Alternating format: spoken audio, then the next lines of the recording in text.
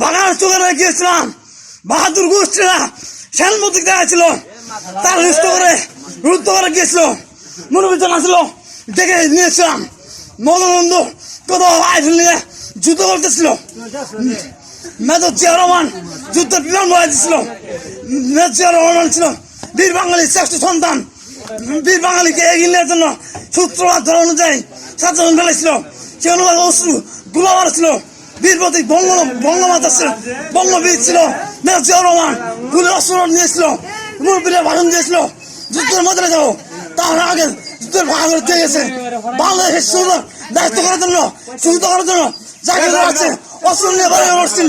তোমার বাংলাদেশ মুক্তিযুদ্ধ করে যাচ্ছিল, এদেশ স্বাধীন করে যাচ্ছিল, এদেশ মোকাবেলা করার জন্য বঙ্গবন্ধু মেজর জিয়া রহমান আত্মত্যাগ করে গিয়েছিল।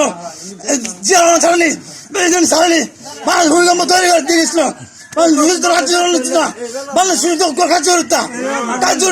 ধরবে বাংলাদেশ তুলে যাবে, উড়িয়ে পড়বে।